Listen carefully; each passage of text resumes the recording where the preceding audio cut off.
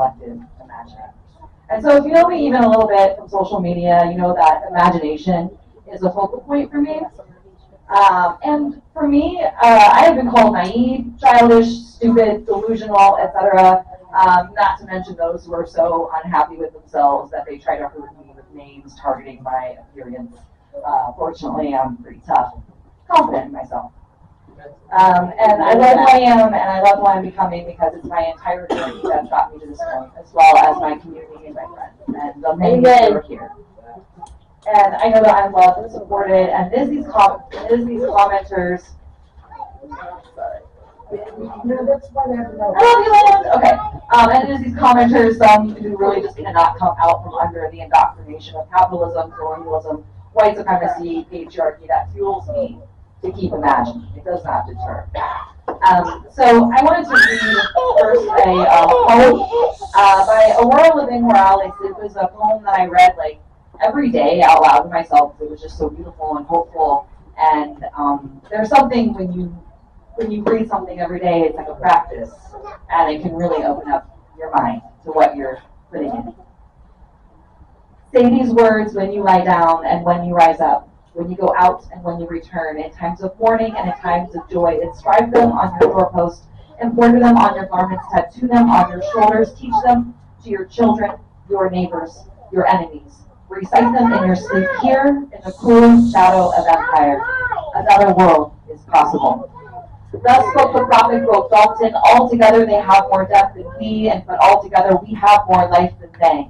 There is more bloody death in their hands than we could ever wield unless we lay down our souls to become them, and then we lose everything.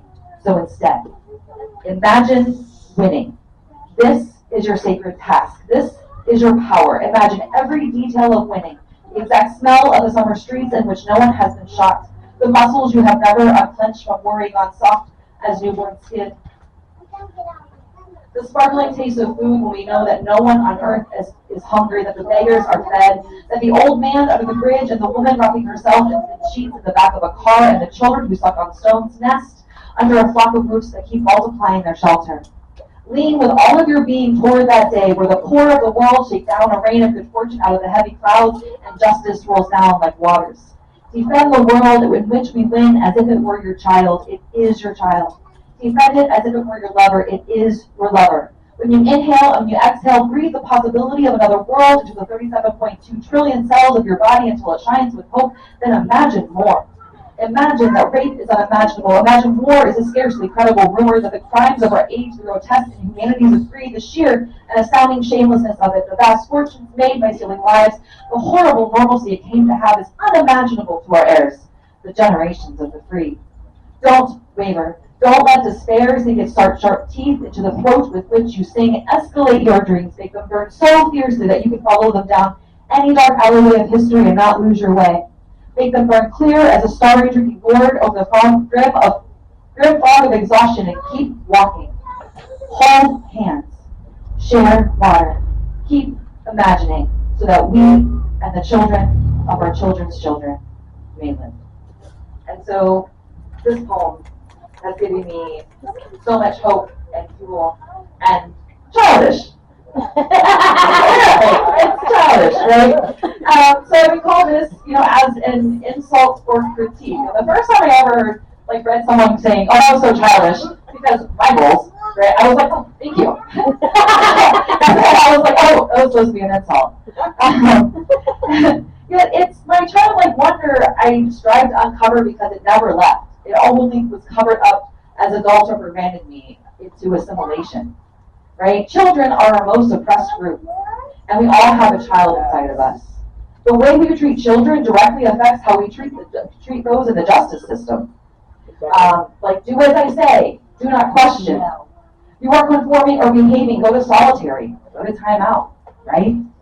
Children are the most radical among us. They are the most curious, creative, and imaginative. Children are tricksters. Tricksters are here to teach us lessons, and we can learn so much from children. Children who are not stifled, they are our teachers. If you listen, you can hear your child in yourself calling out to you to be remembered. And we can grieve what the oppressive systems took and made us cover up. We can ask our inner child to forgive us. And we can set that child free. And then imagine the world you wish you grew up in, that you wish your children grew up in, that you hope your children's children grow up in. And imagine with others. I like the improv tactic of yes and, right? So no buts. So someone can come to you and they have an idea, right? And you have another idea. We don't have to say, oh, but I'm going to do this. You can say yes, and I'm going to do this. Because Justin talked a little bit about, like, we're at war, right? It's a strategy. What do generals have? Like, they got a cavalry, they got a navy, they got all these things, right? And maybe we don't even agree with some of the tactics. That's all right, right? We can still be there for each other. Because you know what? About a year and a half ago, you know what I imagined? I imagined being amongst a diverse group of people in all of our approaches. I imagined that there might be people that maybe 2 years ago I would have argued with on the internet, right? Like, just gone at each other. Maybe we still do sometimes. But I imagined that we could be in the same space and we could collaborate, we could find common ground, and like, just look around. Look around here. There are some people here that, like, if I hadn't been for city council, I never would have met. I never would have been in a space with them. Because our interests don't align, our ideologies might not even align, but you know what does? That we all care for the children, we all care for our community, and we all care for each other. And fuck 12. And I was going to read an excerpt, but I feel like I've been going on for a while. There's this book. I would love to tell you about sibling death and lost cap. And I have this recommendation for you to read the Monkey Robot series that helps me imagine so much about the kind of system that I want to live in. And at the end of that scene from Hook, Peter Pan's eating, and the lost boy looks at Peter Pan. And he says to him, if you can't imagine being Peter Pan, you'll never be Peter Pan. So what we can imagine, we can create. So let's do only and bangering.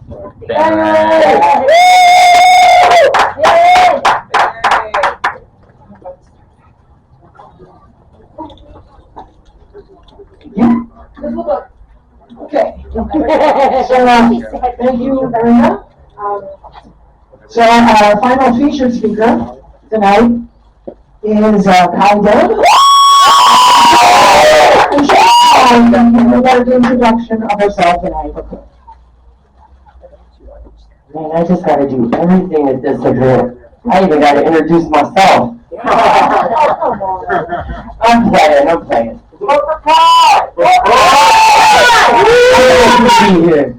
So I'm Dillon.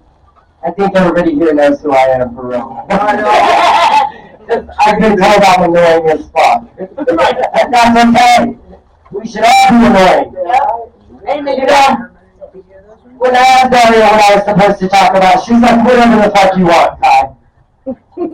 Man, that put a lot of pressure on me. And I learned a lot of shit that I am not going to talk to you about.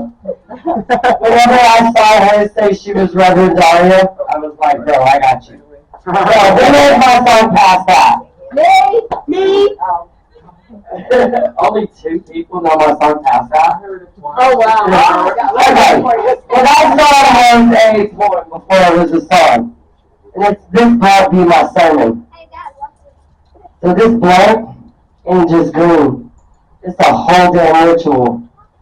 Rolled tight like secrets kept in the cracks of my soul. Burning slow like time when I'm broke and cold. Pass it. Inhale truth. Exhale like sin. Let the smoke curl up like a middle finger to the wind. See, this ain't just weed. It's therapy wrapped in a swisher. A counselor that don't ask questions, just listens. While my chest becomes a confession booth and my demons catch a contact. I light it like a prayer. Spark kissing paper like I'm igniting gods. Pull deep like I'm trying to find meaning in breath. Coughing like my lungs trying to shake off regret. Eyes low, thoughts high. Suddenly the ceiling's got stories and the past don't scream so loud. This blunt be my time machine. Back to the days when the world ain't weigh so heavy. I lost my place.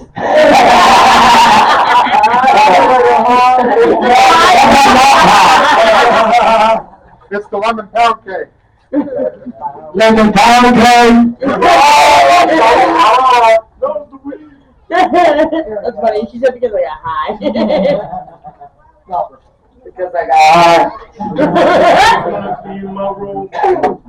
Alright. This blunt be my time machine. Back to the days when the world ain't weigh so heavy. When love ain't leave bruises. When the mirror didn't look at me like it knew my crimes. And yeah, I know it ain't salvation. I ain't stupid. But sometimes peace is rolled in a leaf. Not leather bound scripture. It's just a moment where the noise fades and I remember how to breathe. Amen. So don't judge my high. You don't know the ways that brought me here. This blunt, it's not an escape. It's an anchor. It's a compass. It's me just trying to stay lit when the world wants me extinguished. Woo! That's that shit. Marco. Oh, hey. I have something to add on. It's always the front row. It's always the front row. Liquor. That's what it says. What's that? Smoke thy herb, drink thy liquor. Oh, thank you. I don't drink liquor, but smoke that herb. Okay. I heard this poem a long time ago. I used to stand at Centennial Plaza, and people would just give me words, and I would like freestyle off a word. You got something to say? No. Smoke it thy herb.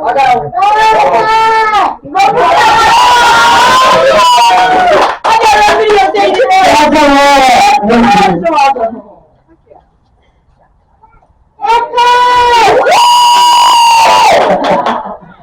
Alright. In the haze of the passing flame, names don't matter, hearts the same. A circle tracked down by chestnut lies, where secrets drift and spirits fly. A path past the ancient creed, no greed, no rush, no hidden need. What's yours is ours, what's ours you keep. A bond that runs so deep. No snitch survives, no traitor stays. In smoke we speak, in code we blaze. The stories told, the laughs we share, it's a loyalty beyond compare. You break the chain, you're out, you fade. Respect's the currency that we trade. In every hit, a silent vow, I've got your back, I've got you now. So spark it up and let it roll, a circle built of smoke and soul. For in the soulful truth remains, loyalty is the realest flame. You're welcome.